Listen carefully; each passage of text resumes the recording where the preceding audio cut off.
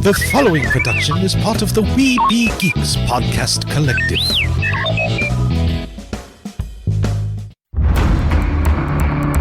From days long ago, from uncharted regions of the universe, comes a legend. The dream that came through a million years, that lived on through all the tears. It came here, the Fandom Nexus. Fabulous secret powers were revealed to our host as he plugged in his microphone. I have a podcast! Here he is, your Spider-Pan, Jeremy.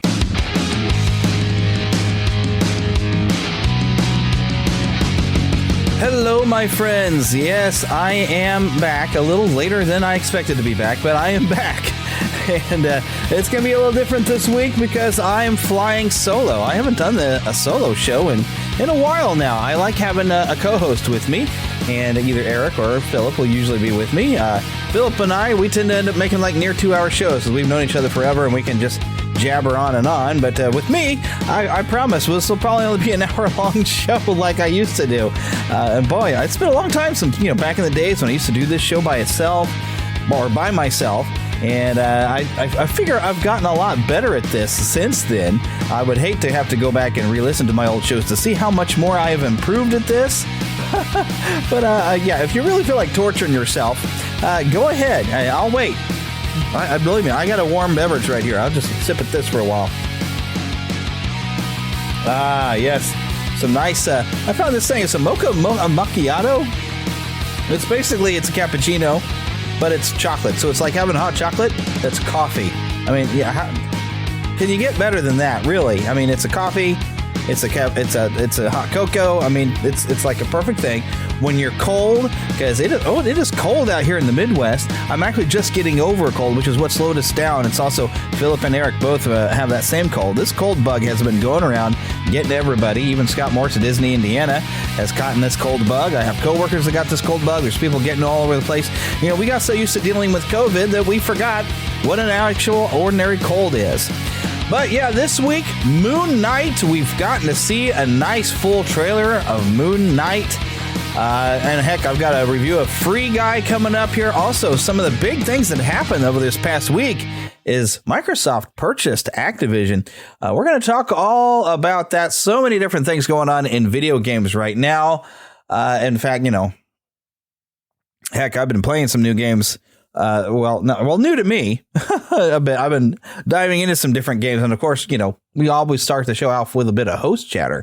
And we like to ask, of course, first, what have you been watching? And of course, I'm going to answer to that, The Book of Boba Fett. I'm still watching that and I'm still enjoying it. I've seen some people there's people who aren't enjoying it for whatever reason. And some of the weirdness, I guess, people thought is that biker gang. I'm going to sip my coffee again. That biker gang we saw a couple episodes ago, and that they had the different colored speeder bikes. Some people thought that was just weird. I've seen people saying it feels more cyberpunk because we have this gang of people that they're outfitting themselves with droid parts. Well, the interesting thing about that is, when you consider Darth Vader, he had basically, can we say droid parts for legs and an arm? Didn't Luke get a prosthetic hand? That's robotic parts. So I don't know. People wanting to replace limbs with droid bits, and the way it was presented like a tattoo parlor, I didn't find it all that weird. That seems to still fit within universe to me. But I saw somebody saying that feels more like cyberpunk and not Star Wars. Well, that seems to still have a place within Star Wars, and then these people who choose to maybe have a part added on, or maybe they needed to have a part added in because they've lost a limb. Who knows? So, I mean, it just kind of seems to make sense in the world of Star Wars. And then I've seen someone who was fussing, apparently, that they said, well, Boba Fett's not anything like what we know him to be. And to which the reply that somebody gave, and I think this was pretty brilliant.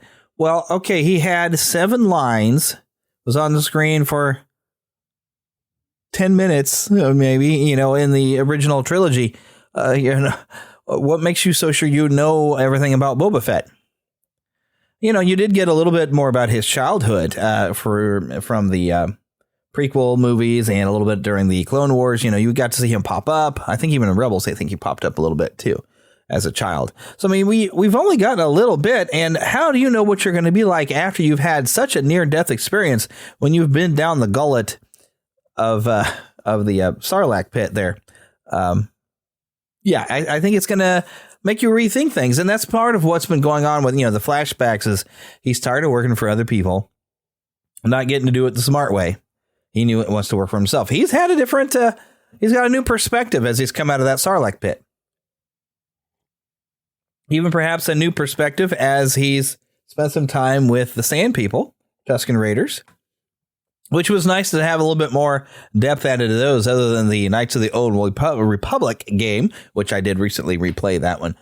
You get to spend a little time in there and get a look at some of how they behave. And, maybe they've come up with reasons on why they're attacking everybody, that kind of thing. I had a lot of depth, and we've completed our flashbacks. He's healed up in the back of the tank, and I think we're going to begin things in earnest.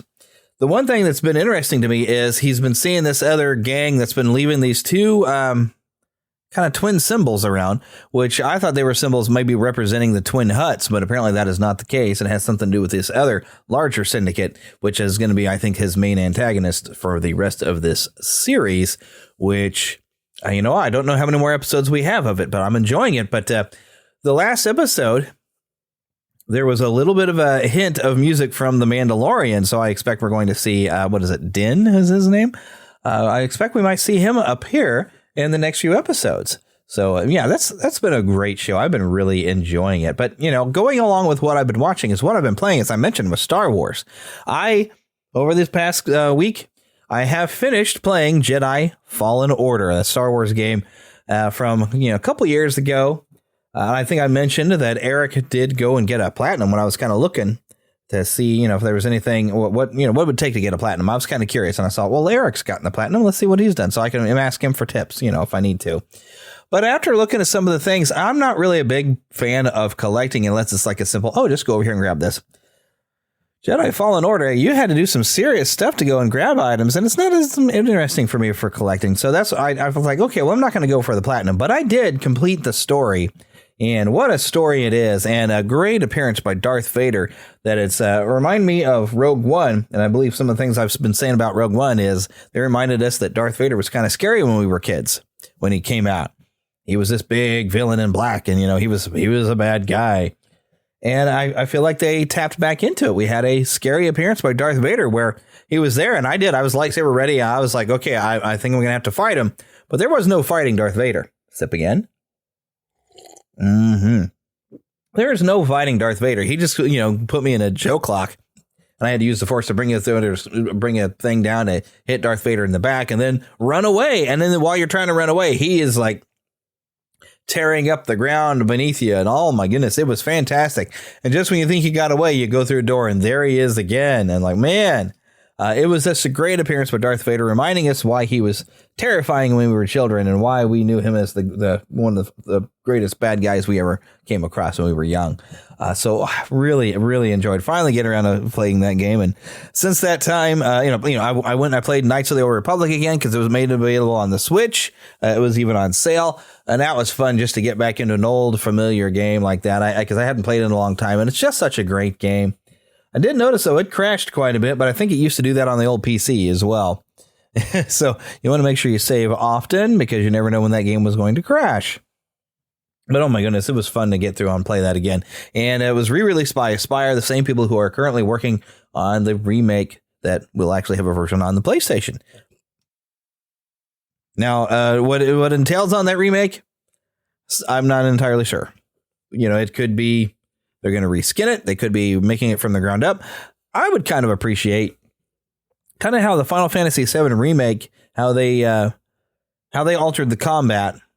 I would like to see the combat done in Knights of the Republic like that, where it's more of a hands-on combat, and then you can kind of stop things and use some special ability or tag to somebody else in your party, that kind of thing. It was great the way they did the combat. And I was even in a conversation with The Real Brian from The Real Brian Show on how we don't like turn-based combat in the old Final Fantasy games. Some people really enjoy that, but I don't. And Knights of the Republic has a great little blend of kind of more real-time action. And, making that a little bit more fighting game style. I think that could work. And heck, I didn't want to call it BioShock. That's not right. But BioWare. BioWare has done some combat style games. There was a game they created, Jade Empire. I played a long time ago.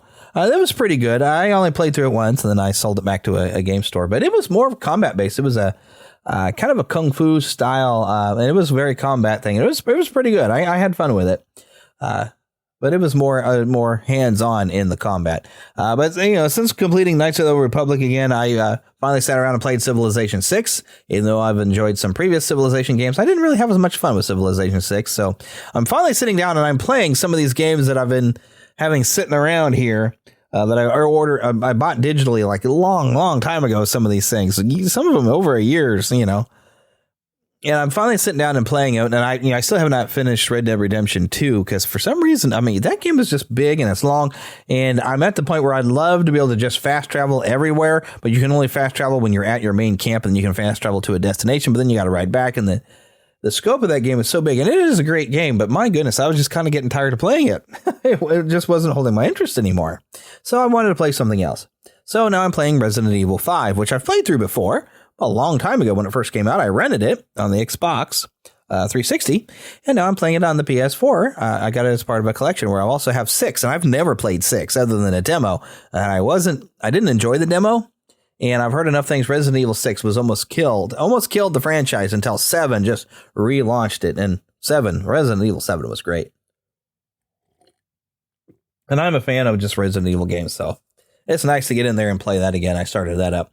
But yeah, that's pretty much what I've been watching, what I've been playing. And now I always hit that wrong button. That's okay. Here we go.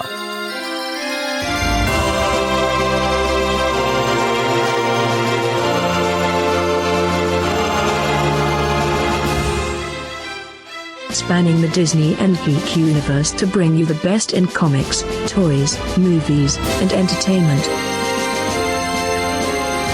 This is news from around Neverland. All right, so we're actually going to cover a little bit of Disney. Well, other than I would like to bring up, there was this really cool Figment bucket that they had because Epcot is having their international festival right now. I believe of the arts right now. I don't know. See, I don't pay attention so much to Disney anymore because I really don't have to because we're not doing a Disney show. But they did put out a Figment bucket that created super long lines of people who really wanted it. Now, what I'm wager on this is the people who are waiting in that line are either locals to Florida or people who can frequent the parks. It's not that big a deal. That is not something the average tourist might want it, but you're not going to stand in line that long for hours for a popcorn bucket of Figment when you've got rides and attractions you want to experience. So I figure once again, this is something that ended up being something that the locals or the frequent park visitors managed to get a hold of, and the average visitor is just going to have to miss, which I don't know. That seems to be a theme. It seems to happen a lot when they do these exclusives. If they'd make these exclusives maybe available online, it might help a little bit. I don't know. It might make a bit of a difference. Pardon me if I'm making noise. I accidentally knocked over a He-Man figure that's over here on my desk because that's the way it works. But the Walt Disney Company has recently disclosed the executive compensation for Bob Chapek and even Bob Iger. Now, Chapek's compensation package for the year totaled $32.46 million compared with a $14.1 million in the previous year. That is more than twice. That's like a double raise. That's more than a double. That reflected the challenge of the coronavirus pandemic and was the first in which Chapek led the company after his elevation in February of 2020. Iger's compensation in his last year with the company totaled $45.9 million compared with the $21 million in his previous fiscal year, $47.5 million the year before that, and $65.6 million in fiscal 2018, which was boosted by a stock package that he was awarded as an incentive to remain with the company past his originally planned retirement. Now, I'm getting all this from the Hollywood Reporter's website. Now, both of them, they took some pay cuts during the pandemic, and so this is basically just him getting back to his compensation post-pandemic. Well, I'm quote fingers post-pandemic, because I mean, they're still kind of in a way seem to be in pandemic mode, that you do still have to wear masks when you're in close proximity or you're inside of a building, that kind of thing. But from Susan Arnold, a 14-year-old veteran of the board of directors, she's the new chair succeeding Iger, as Iger is, I think, officially leaving now. She's got a quote on here. It says, the impact Bob had during his time, talking about Bob Iger, the impact Bob had during his time at the company is difficult to overstate. During his tenure as CEO, Bob initiated the company's DTC efforts. I believe that's the Disney Travel. I don't know. Pick up where I left off. Expanded on geographic presence, including opening our first theme park and resort in mainland China, and furthered Disney's rich history of storytelling through landmark acquisitions of Pixar, Marvel, Lucasfilm, and 21st Century Fox. Bob carried the same level of dedication into his role as executive chairman, where he oversaw Disney's creative endeavors, provided audience with engaging stories and compelling characters. Well, so here's the thing. You can say a lot of nice things about Bob Iger, but you know, the amount that they're paying Bob Chapek, the question is he been worth it? Now, granted, I guess Disney is making their money, and I see people who can defend Disney up and down, right and left, but really with some of the changes that have made, it's not making a lot of the typical fans happy. And you've got, even here on this show, I just had to change direction because I couldn't find a lot of positives to say. And I'm more of a vintage Disney fan, as I sip my cocoa coffee. So I really had to change direction. And a lot of it is some of the stuff Chapek's doing. And I even saw there was an article that Bob Chapek said something that would be similar to something Walt Disney would say. And to which I would have to ask, just because he would say it doesn't mean he's going to act on it. There's a difference between what you say and what you do. And is he really doing what Walt Disney would have done? And that's a whole different question. But yeah, that's a question I posed to you. Let me hear from you. Send us an email, podcast@neverlandpodcast.com, or find us on social media. We're on Facebook. We're on Twitter. Let me know. What is it you think of what Bob Chapek has done so far? Is he really doing a good legacy for the Walt Disney Company? I don't know. Now, this is kind of an odd thing. Peter Dinklage apparently had some criticism for a live action version of Snow White. And basically, and it says here also in The Hollywood Reporter, the Emmy-winning Game of Thrones star was a guest on Monday's episode of Mark Maron's WTF podcast, where he blasted the announced film based on the 1939 animated classic. After noting the casting of West Side Story breakout Rachel Zegler, Dinklage told Maron, literally no offense to anyone, but I was a little taken aback when they were very proud to cast a Latina actress for Snow White, but you're still telling the story of Snow White and the Seven Dwarfs. Take a step back and look at what you're doing there. It makes no sense to me. You're progressive in one way, but then you still make that backward story about seven dwarves living in a cave together. What are you doing? Have I done nothing to advance the cause of my soapbox? I guess I'm not loud enough. Now, Dinklage isn't involved in the Disney project. He'd actually made a fun grumpy. But yeah, Disney replied to this. Here's a quote they have from a Disney spokesman. To avoid reinforcing stereotypes from the original animated film, we are taking a different approach with these seven characters and have been consulting with members of the dwarfism community. We look forward to sharing more as the film heads into production after a lengthy development period. Well, we've got also in the live action feature, we've got Tony Award winning Andrew Burnap and Wonder Woman stars Gal Gadot as the evil queen. Mark Webb is directing the retelling. Mark Platt, Oscar-winning producer who also worked on The Little Mermaid, the live-action version of Little Mermaid for the studio, is producing. But doesn't this just reinforce one of the things we've complained about, that they're remaking these not because they have new and better ways really to tell the story, is that they're trying to, let's see, where's that quote of exactly how they phrase it? Reinforcing stereotypes from the original animated films. They're finding the animated films to be problematic. And so they feel like they have to remake them, to redo them, to make them more, well, let's just say woke, which we know in a current culture, you're losing money with wokeism, right? Take another sip. But you get so focused on, we're trying to make sure we don't, put in a stereotype or anything. We want to change things. that you focus so much on that you're not telling good stories. And Walt Disney was a storyteller. This is a storytelling company, and to me, they're failing in the storytelling department. I was not a fan of Encanto. I was pretty excited for it. I thought, hey, this will be pretty good. But I watched it. I was like, well, that was okay, but I expect better out of the Walt Disney Company. And I think my phone is going off here.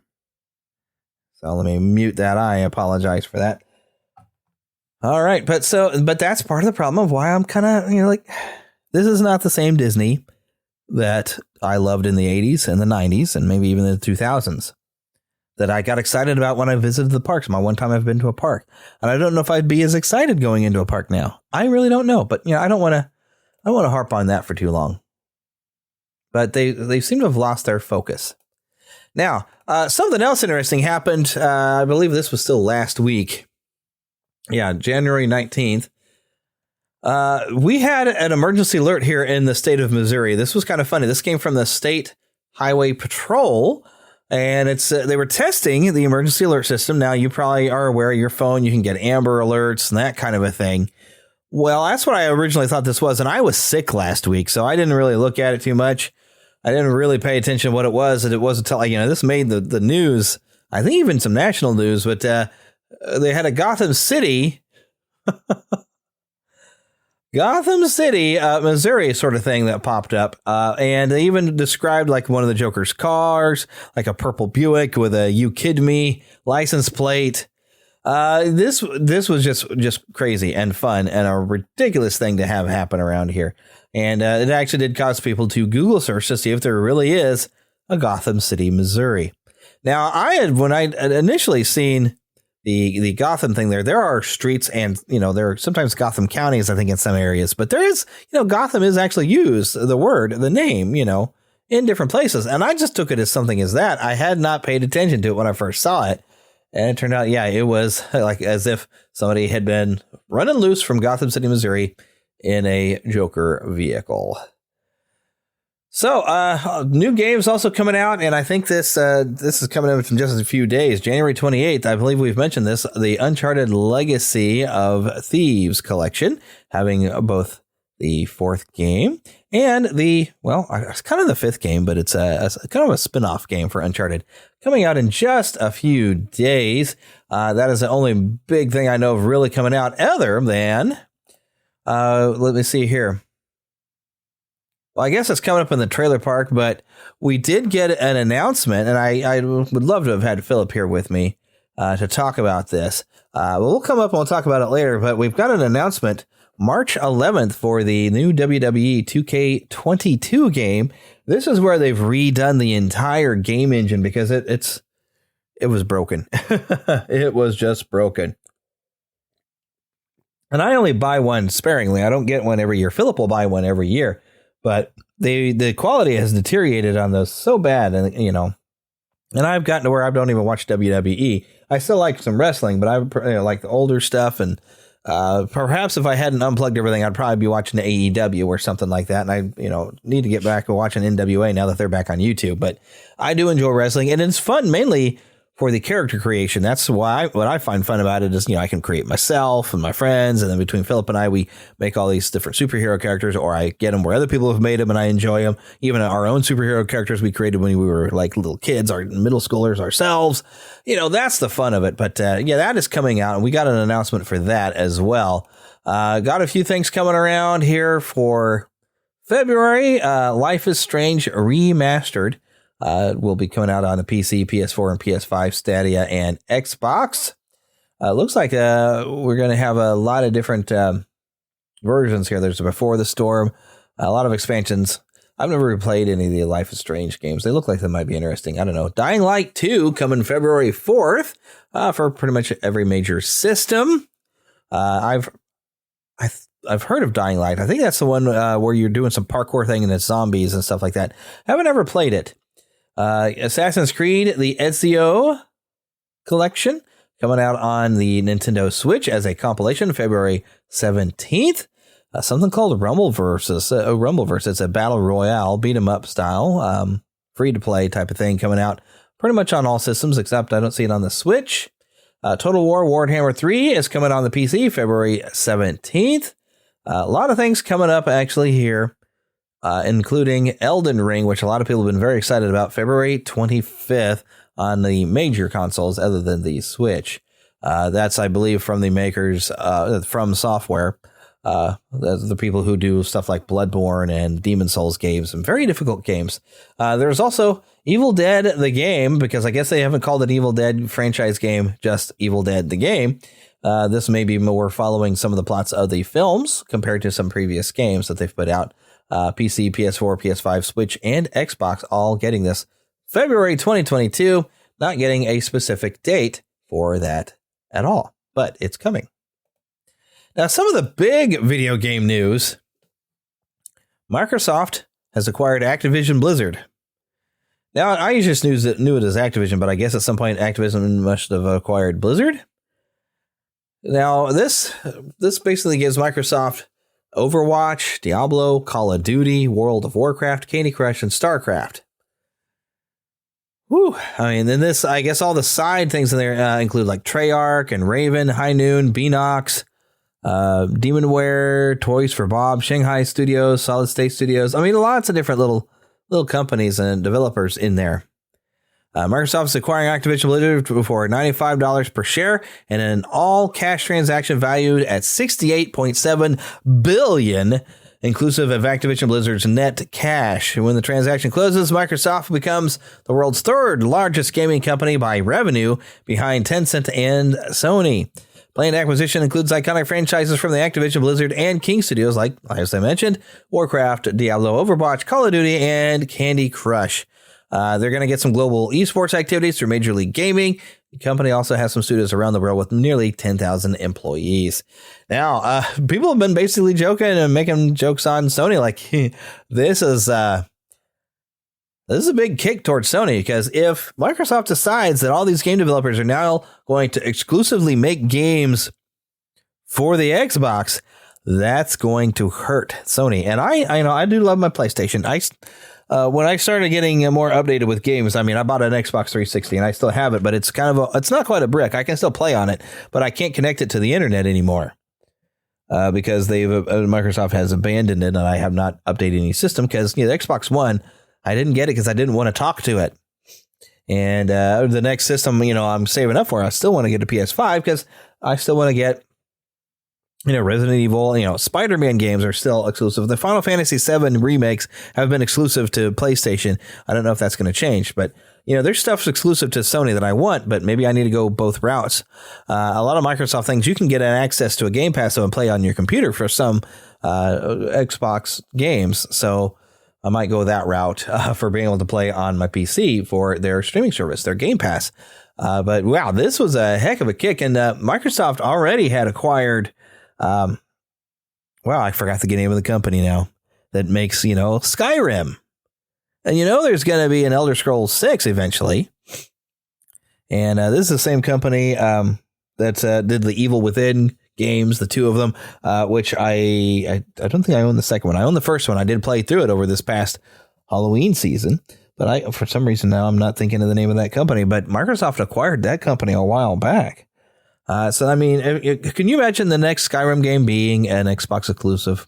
That's gonna just throw everything off. So I mean, this was a huge move, and I would have thought this makes Microsoft similar to Disney. How Disney was able to acquire all these different franchises and movie companies. This is Microsoft in a way doing the same thing, but it's still that makes them only the third largest software company. Well, that's interesting. I really like my hot cocoa. So, yeah, that really shook. I'm sure you probably heard about that one. That shook things up a lot. Now, here's something that might shake you up a little bit. A Christmas Story will get a sequel starring Peter Billingsley. Now, they have already made a second Christmas Story, but I haven't watched it because I heard it's terrible. And it's little Ralphie as a teenager. But here is what a synopsis of this came from Screen Crush, but they're quoting stuff from Deadline. The film's supposed to premiere on HBO Max, And here's the plot. The film follows an adult Ralphie in the 1970s who returns to the house on Cleveland Street to deliver his kids a magical Christmas like the one he had growing up. With the same attention to real-life tone of the first, Ralphie reconnects with childhood friends, reconciles the passing of his old man, and sows the seeds for the origins of the beloved holiday classic. Now, it's possible. Maybe they could actually feed in a little bit with... granted, the author of the Christmas Story, the book, and even he wrote the screenplay for the both the first and the sequel, and also lent his voice to the Carousel of Progress. I forgot his name off the top of my head, but he has since passed away. But maybe this gives a way for him to kind of be connected in there with like what inspired him to write all this down.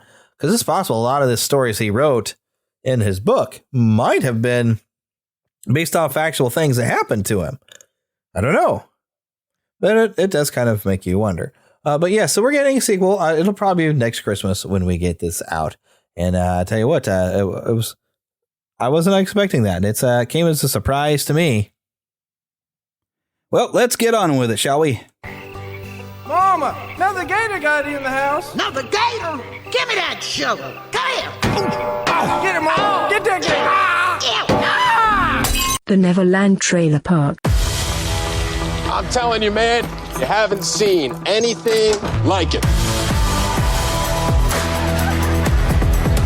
Hi, Tim. Hi, Alexa.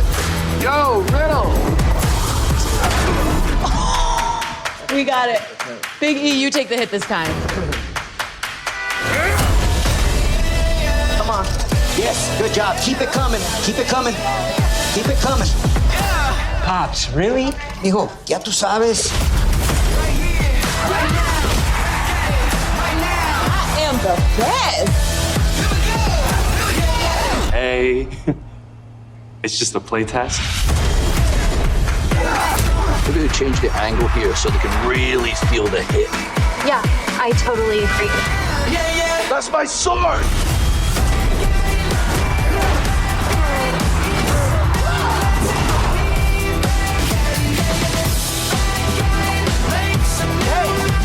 Hey! Can you keep it down?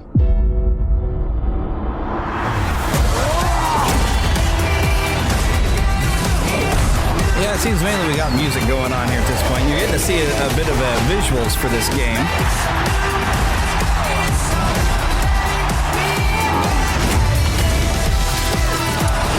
Basically, you've got a GM mode here. Let me see if I can read some of the things this is playing along for 2K22 WWE. That's my sword. March 11th, 2022. What's cool here, you've got 3 playable versions of The Undertaker, because I guess we needed that. But Rey Mysterio finally getting put on the cover. It's a long time coming. They they should have had him on the cover of one of these things a long time ago. I mean, he's still around. He's kind of legendary. Of course, when is The Undertaker going to get onto the cover? Has The Undertaker ever been on the cover of one of their games? Probably has, but it just seems appropriate that he should. But here's the roster. Well, heck, it's a really big roster, 79 characters. I'm not going to read this all off here. But they announced, and I don't even know who half these people are because I don't even pay attention to the WWE anymore. The odd thing is you've got an Undertaker in there, but you've got an Undertaker Lord of Darkness, which is back when he was doing like the Ministry. There's an Undertaker Phantom Mask and then Undertaker WrestleMania 36, where he's doing the biker thing. They're marked as separate pre-orders. So if you pre-order, I guess you get these. It's probably downloadable content, apparently, to get these.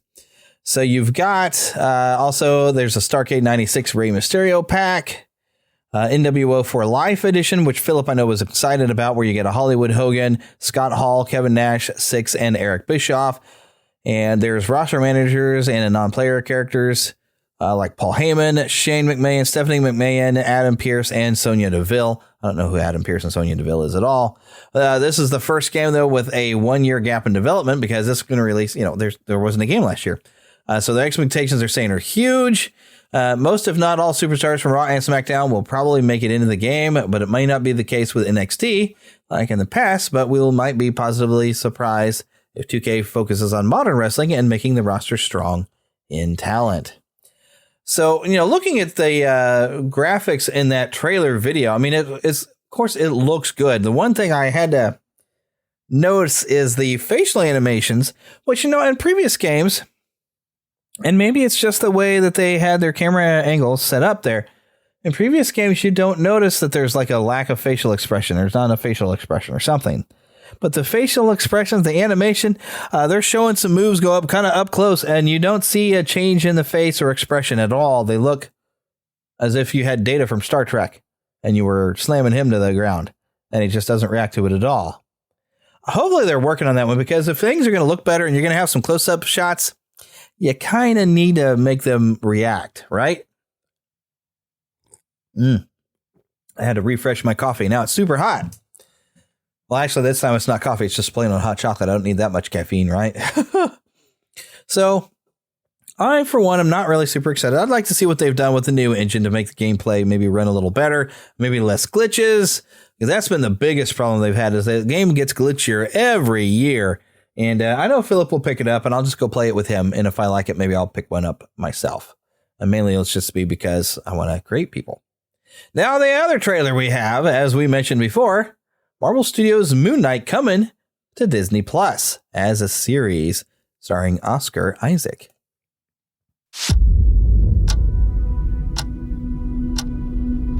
Hello, and welcome to Staying Awake. I have a sleeping disorder. I can't tell the difference between my waking life and dreams. Hello, and welcome to Staying Awake.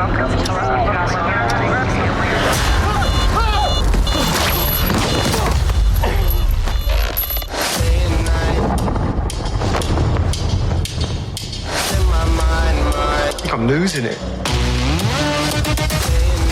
We'll catch you on. You're bloody useless, Stevie. Stephen. I can't tell the difference between life and dreams. Thank you. Lost the contact lens. Hope you find it. Thanks.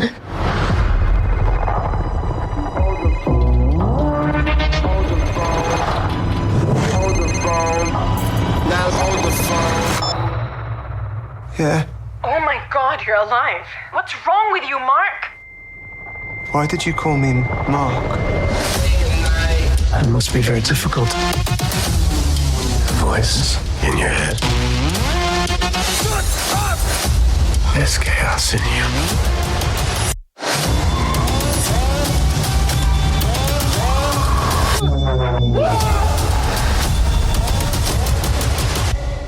Embrace the chaos.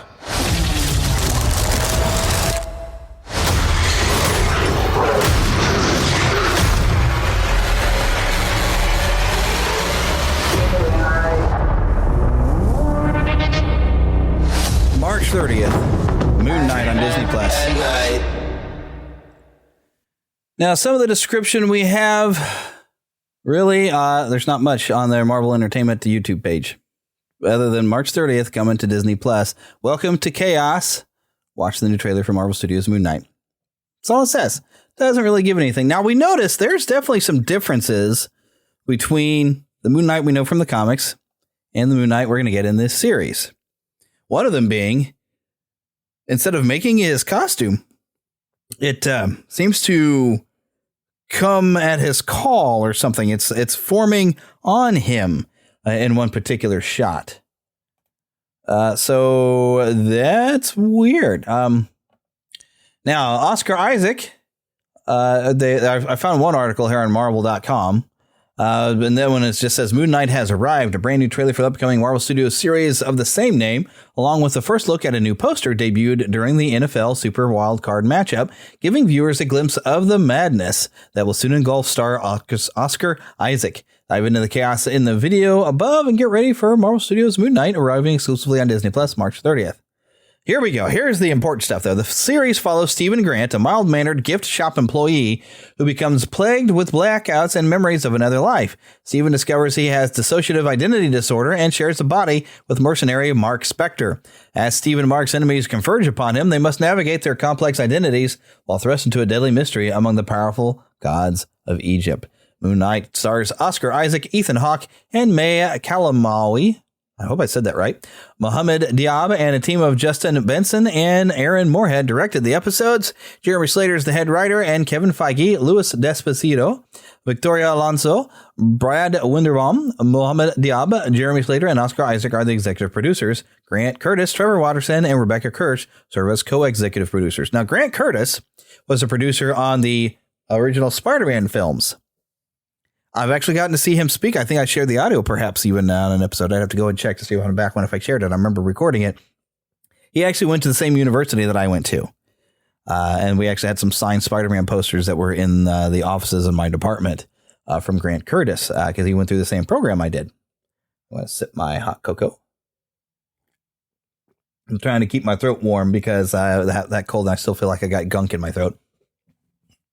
But yeah, so he came and gave a little presentation. I'm pretty sure I shared it here on the show. I hope I did. If I didn't, I unfortunately would have lost that audio by this point because I've lost that hard drive and I've got a friend of mine attempting to fix it, and we'll just see what happens. But yeah, this, from the look of it, it looks very cool. Now, Moon Knight is almost like Marvel's answer to Batman in a lot of ways. So normally this Steven persona that Mark Spector has is normally a millionaire Bruce Wayne kind of person that, you know, he develops, you know, that's how he can develop his weapons. And that's kind of a disguise.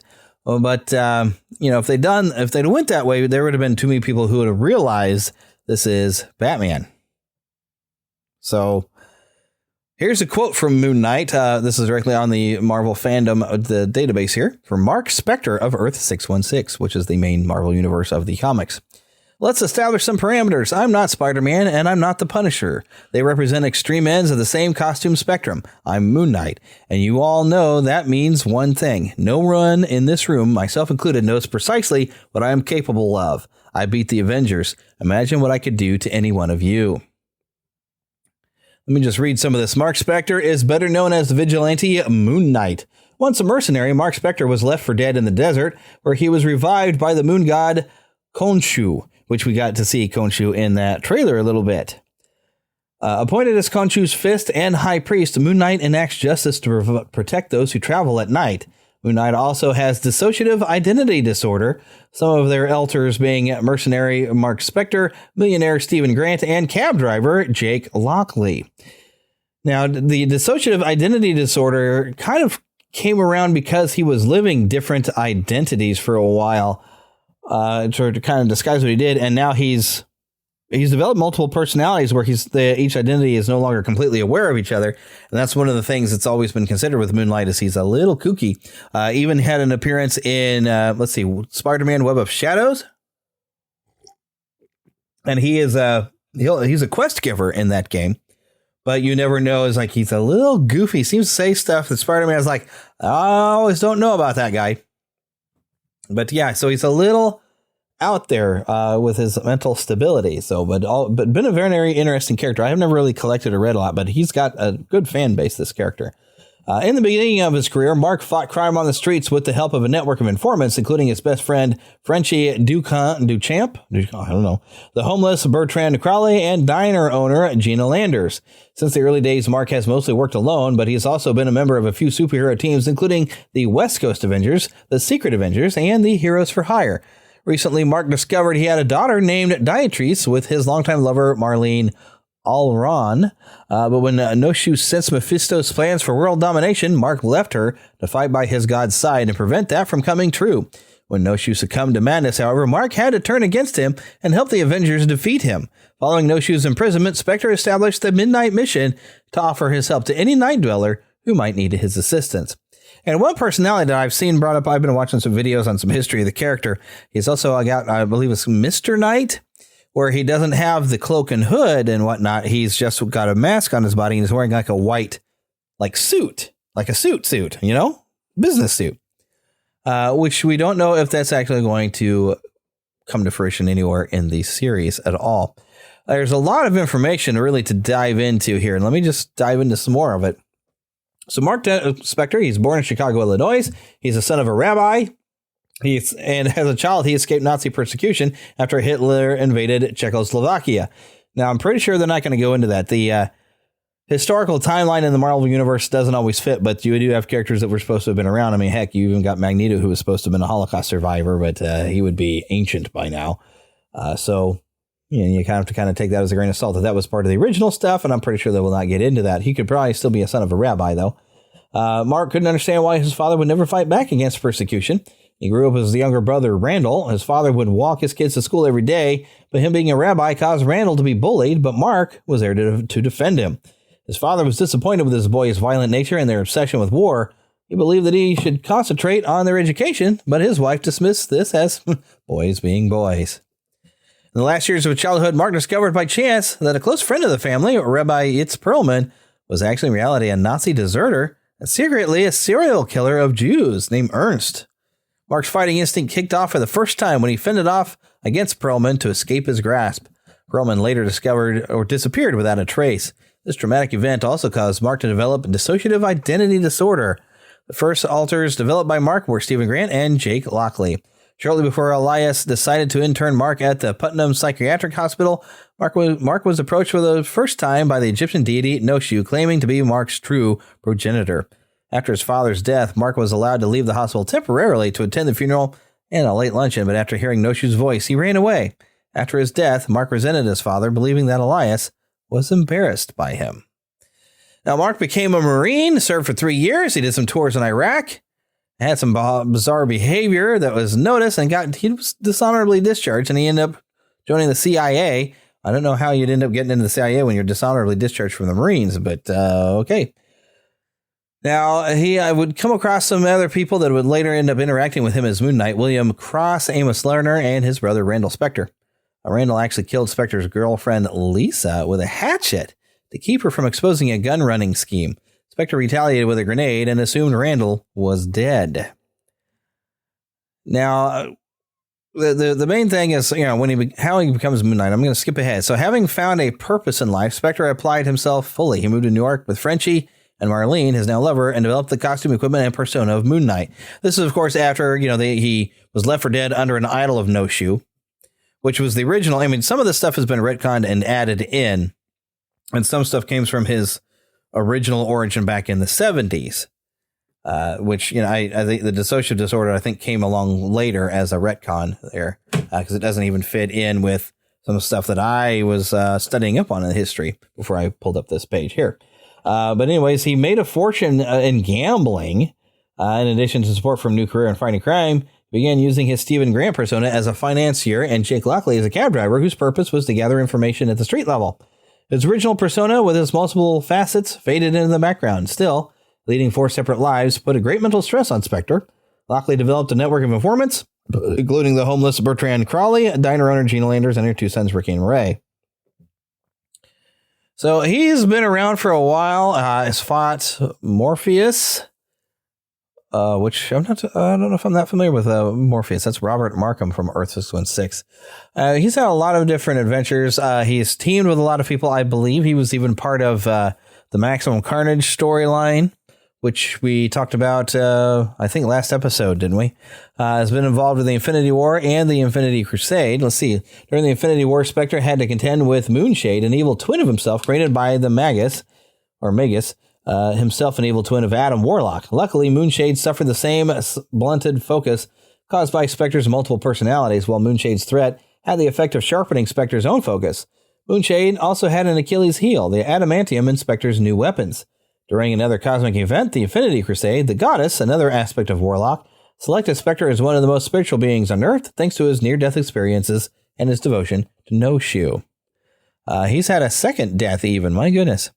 But yeah, so there's a lot of different stuff. I know, like, for a while, the Marvel Knights, they had they were more adult version of comics. They were more grim.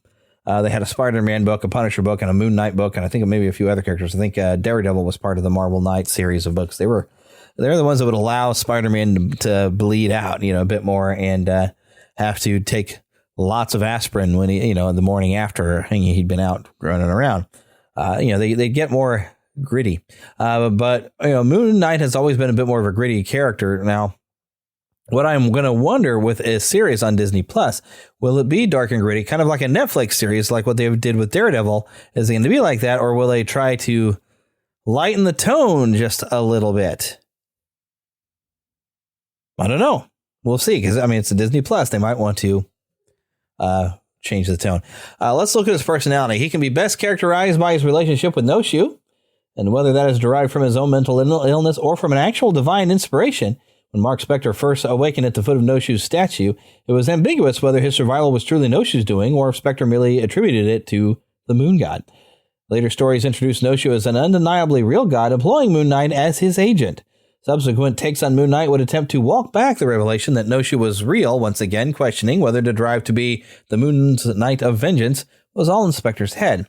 Presently, it seems as if Mark Specter is both mentally ill and an agent of a higher power. No-Shoe does exist and has chosen Mark as his avatar, but Mark's mental illness sometimes causes him to experience conversations with a No-Shoe that is only in his mind, not with the actual god. There are also discrepancies over whether Mark Specter was already schizophrenic or dissociative from an early age, making him a convenient host for No-Shoe, or if No-Shoe imposed his mental condition upon Mark. No-Shoe is a god of multiple facets, and Mark Specter has taken on multiple identities in the past in order to properly represent all aspects of his god. This includes the original alter egos of Stephen Grant, Jake Lockley, and Moon Knight, and the representations of Captain America, Wolverine, and Spider-Man communicated with him, or his recent set of identities and attire, like Mr. Knight. Unlike most superheroes, Moon Knight is willing to brutally hurt and maim his opponents, sometimes has even killed his enemies, as is seen by ripping the face off Raoul Bushman or carving crescents on his victims' foreheads. Powers and abilities. He's got some enhanced brain function after he was brought back to life by No-Shoe. His brain structure was fundamentally changed, and because he was in brain-to-brain contact with No-Shoe. His brain was rebuilt as a god's weapon. Wow, that's weird. So he's also immortal. Moon Knight's pact with No-Shoe granted him the advantages of immortality. He's been brought back to life by No-Shoe on 3 occasions. He's an expert pilot. He actually trained his life as a boxer and, of course, U.S. Marine mercenary, costume hero.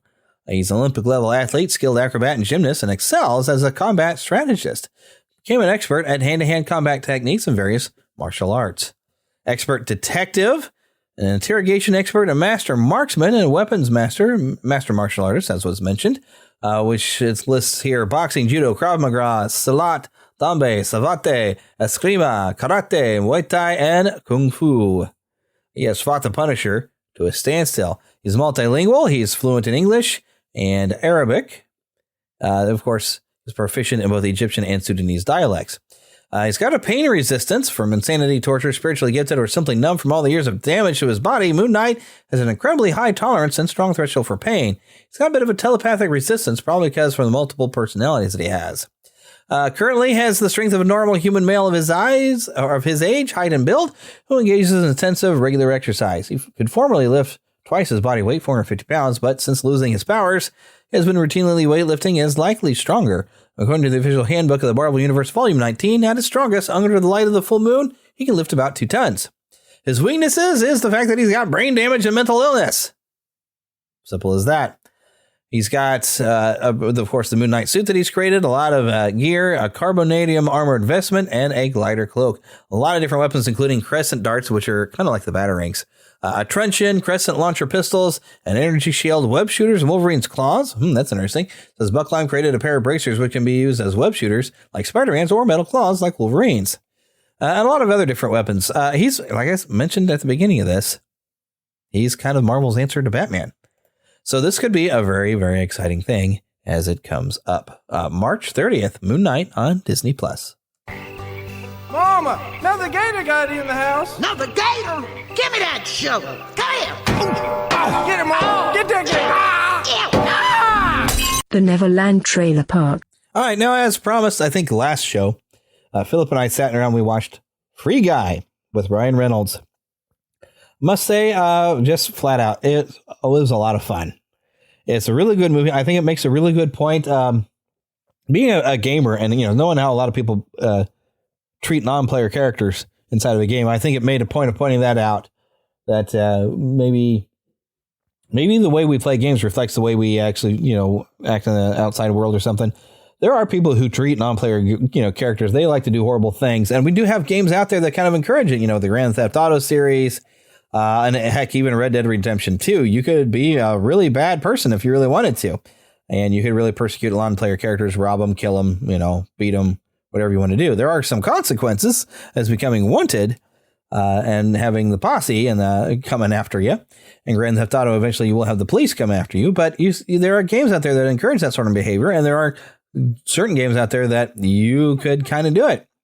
One gaming channel that I do like to watch, I feel like I watch a lot of British people playing video games, but he's done goofy videos about how in Skyrim he likes to go around in the middle of the night, sneak into people's homes, and murder them in their beds.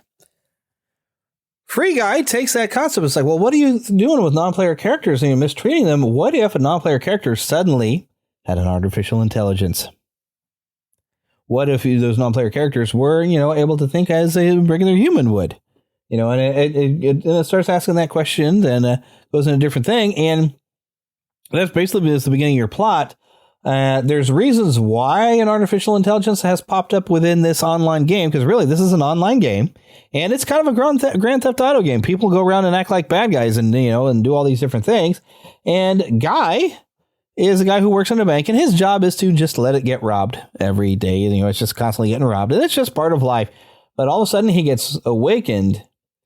And I don't want to really say anything. I don't want to spoil anything, but he gets kind of awakened to the fact that he's in a game with the help of a player who is trying to basically, you got some of the plot of Tron that's kind of going on, where someone has to go inside the game to somewhere in there is the evidence that I created this, that kind of a thing. That's pretty much the plot of what's going on in Free Guy. The overall overarching plot, but it's really a lot of fun, and I actually had some serious laugh out loud moments towards the end in a big confrontation. I mean, literally loud laughing. This movie was really, really fun. It does have some seriously woke kind of moments that kind of pop up, but you can kind of dismiss it if it kind of roll your eyes like, oh, seriously. But really, I had a good time with this movie. Free Guy is a heck of a lot of fun. It's very funny. You can tell that originally, before Disney bought 21st Century Studios, this was going to be an R-rated Ryan Reynolds film. And it seems like they tried to tone a few things back, but there's still a few off-color jokes that are close. They could just like seeing how close we could get to an R before we got there. So be advised. I don't know if I'd recommend this necessary for kids. It is PG-13 after all. Parents use discretion. Maybe a 13-year-old kid would be fine. But overall, very enjoyable. But I could see where certain jokes that are in there are like, whoa, that's a bit much. But it seems like this was their toned down version of that joke. That's not to get the R rating. But overall, lots of fun. Highly recommend. Definitely check out Free Guy. It's been already out in theaters. It's available, I think, for purchase digitally. Probably out on Blu-ray by now as well. All right, so the final thing I want to get into, Activision. Let's talk a little bit about this company that was just acquired by Microsoft. So this was founded October 1st, 1979 in Sunnyvale, California by former Atari game developers. They were upset at how they were treated at Atari. They wanted to develop their own games for the popular Atari 2600. And so Activision actually was the first independent third-party console video game developer. The 1983 video game crash, in part created by too many companies trying to follow Activision's footsteps without the expertise of Activision's founders, hurt Activision's position in console games, forcing them to diversify into games for home computers, including the acquisition of Infocom. After a management shift with CEO Jim Levy replaced by Bruce Davis, the company renamed itself as Mediagenic and branched out into business software applications. Mediagenic quickly fell into debt. The company was bought for around $500,000 by Bobby Kotick and a small group of investors in 1991. Now, let me get into notable games published is what I really want to look into. This is a long list of Activision. I can almost guarantee if you've played any video games, you've played some of these. There was Fishing Derby, Boxing, Skiing, Freeway, Ice Hockey, Kaboom, Stampede, Laser Blast, Tennis, Mega Mania, Barnstorming, Enduro, Chopper Command, Star Master, Pitfall, River Raid, Oink. Oink? Yeah, Oink. Beam Rider, Hero, Hero, Little Computer People, Hacker Series, Shanghai Series, Transformers Series. They still have the rights even up through 2017 on Transformers. That's interesting. Last Ninja Series, Death Track, and the Mech Warrior Series. This is all stuff from the 80s. And we get into the 90s. We've got Hunter, Zork, Dark Rain, Heavy Gear, Quake, Interstate, Battlezone, Sin, Heretic 2, Vigilante 8, Tenchu. I've only played a couple of those. called The Power, a Star Trek series of games from 1999 to 2003, and the Tony Hawk games. In the 2000s, Soldier of Fortune, an X-Men series of games, Spider-Man games. I think they did the releasing, although it never stopped. I know it created some of them, but Spider-Man, even with some other companies, was, Activision was at least publishing the games. Lost Kingdoms, Total War, Call of Duty. Yeah, that's a big one there. True Crime, Wolfenstein, Shrek, Doom 3, Madagascar, the movies. I've got that game. It's the movies is kind of like a sim type of game where you're creating movies. You get a movie studio. It's kind of fun. Gun. I actually played through that one. I rented that one. It's kind of a Western game. Guitar Hero, Marvel Ultimate Alliance series, the James Bond series of games from 2008 to 2012, Crash Bandicoot, and Spyro the Dragon. Those are two big ones that were Sony. I mean, Crash Bandicoot was kind of a Sony mascot for a while, and Spyro kind of was one. And guess what? That could be a problem. Also, the Prototype series. Here in the 2010s, there has been Blur, Singularity, NASCAR games, Skylanders, SpongeBob SquarePants games, Teenage Mutant Ninja Turtles games. I guess Konami couldn't keep it forever. Destiny, and then Sekiro Shadows Die Twice, which I believe was developed by From Studio. So they've mainly been a publisher of a lot of games, but that's a lot. That is a lot of games that Activision's been responsible for, and a lot of series and a lot of franchises that could continue now as perhaps Microsoft Xbox exclusives. We'll see. But yeah, that was kind of our main concept. Had I had someone here with me, it would have been fun to discuss some memories of playing some of these Activision games. Heck, I remember, though, at least the PlayStation Spider-Man game Activision. I mean, Neversoft developed it, but Activision and Neversoft were kind of, teamed up, and even like that mentioned the Tony Hawk games. But everybody was going to remember Pitfall, playing Pitfall in you'll remember I think that's the biggest ones with that Activision. I remember is like those Atari games. Like the casing was different, or like the labeling was a little different for the Activision games, and there was a whole series in because the Atari games, the ones that they released themselves, were kind of like an almost all black cartridge, and they just had some print. And the Activision games would have a nice full label on there with a picture of screens. And a lot of times, like even Atari games, they might have like a front picture. I think eventually, because I remember the Superman game having a picture of Superman. There was some great Atari artwork that was, at least on the box and not always necessarily on the cartridge. If memory serves, it's been a long time with the Atari. But, remembering also other games. Heck, I think even they were publishers for the original Legacy of Kain with Silicon Knights. They probably even were publishers for the Soul Reavers series of games after that. But they have been involved in games since 1979. I mean, this is a very big acquisition. This is a game changer for sure. So we'll see how this is going to work out. But I'm sure you've got some great memories playing these games. I remember, heck, Pitfall. I didn't realize there was a way to actually beat Pitfall. I found on YouTube there is a collection of treasures and a timer. And the idea is you're supposed to be able to go and find every treasure in the game, and then you win. Now, did you know that was possible? I didn't know that was possible until a few years ago, and I found a video of somebody plotting the course like, this is the path you follow to collect all the treasures in Pitfall. And since then, Pitfall has become a series. There's Pitfall 2 and 3, and I think even there was a PlayStation Pitfall games. But I didn't play. I mainly just played the original Pitfall. It's a classic. It really is. It is a classic. It's difficult as heck, too. There's people who got good at it, though, but I never really got that good at it. But it was still fun to play. But anyways, I figure it's about time we wrap this up. So, of course, I want to remind you to visit our website at neverlandpodcast.com. You know what? Because right on that page, you will find links to my podcast reviews. You can even read a few reviews that are on there, but my podcast reviews for, I think it's like $50 a year. I mean, it's really, really, really affordable. You can get all your reviews sent to your inbox so you can see what's going on. It also makes it very easy. If you go on the website, on my website, you can click directly on the logo for my podcast reviews if you have a podcast and you'd like to be able to get your reviews. And also, I've got a convenient link where you can leave reviews. And please do leave a review. Those do mean a lot to know how things are doing. Leaving 5 stars. It does help other people find us. Make sure you're sharing the show with other people. I almost feel like I've gotten a little stagnant, and COVID kind of slowed things down and really affected a lot of this show, and I want to be able to keep it going, but I do have some plans for what I want to do in the future, including Planet Comic-Con. I'm working on some ideas, and I need to coordinate with some people. And when I go to Planet Comic-Con this year in Kansas City, there might be about 3 panels. Who knows that I have. And, of course, I will record that audio and share those later. But, of course, I want to thank Karen Kennedy, Ricky Pope of Christian Nerds Unite, and Darren Wilhite of the Will Height and Wall Show for contributing to the opening of this show. Remember to email us, podcast@neverlandpodcast.com. We're on Twitter, NeverlandPcast, and on Facebook as Neverland Podcast. We have both a group and a fan page.